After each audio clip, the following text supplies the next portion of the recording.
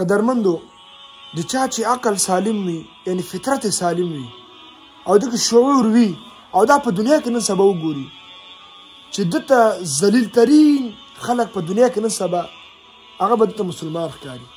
په دنیا کې ذلیل ترین خلق چې الله ورته په غوسه ده، الله ورنه خفه ده، زلزلې ور باندې رالیږي، عذابونه ور باندې رالیږي.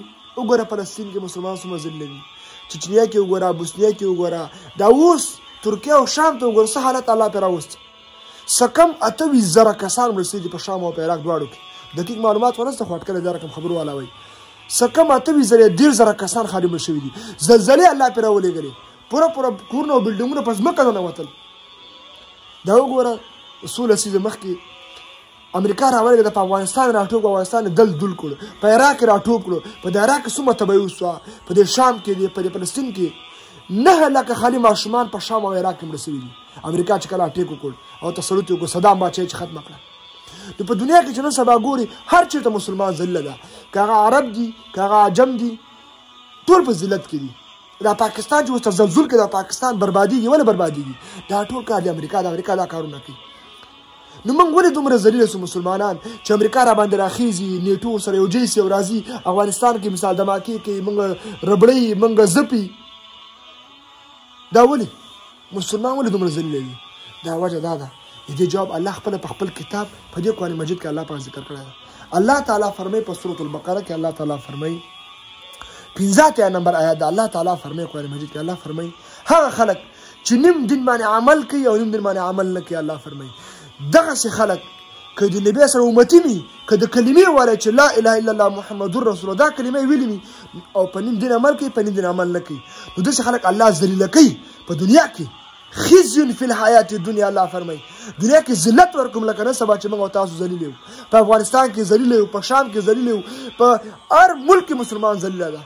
ذلت وجه ده د قرآن ښودلی ده. الله تعالی فرمایي الله تعالی فرمایي افتؤمنون ببعض الكتاب وتکفرون ببعض. الله تعالی فرمایي افتؤمنون، تاسو ایمان راوړئ په بعض حصه د قرآن مجید باندې، په بعض حصه باندې عمل کوئ، وتکفرون ببعض، او بعض حصه تاسو انکار کوئ، بعض حصه باندې عمل نه کوئ. نو بعض حصه د قرآن منئ او بعض نه منئ، بعض باندې عمل کوئ، بعض باندې عمل نه کوئ. الله تعالی فرمایي فما جزاء من يفعل ذلك منكم الا خزي في الحياة الدنيا. فما جزاء، الله تعالی فرمایي بدله به نه من داغه چې يفعل ذلك چې کو دغه کار الا مگر بدله به الله فرمایي دی خزي ذلت به په چیش کې به په الحیات الدنیا د دنیا په ژوند کې دا خلک بس ذلیل.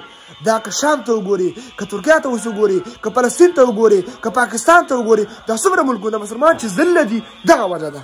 په دنیا کې الله ذلت د دوی په ټنډه باندې لیکلی ده. کله امریکا را باندې راخیږي وګورئ عراق کې څنګه دل دل کړل، افغانستان ته راغلې ټول سره. دا ولې موږ تاسو باندې راخیږي؟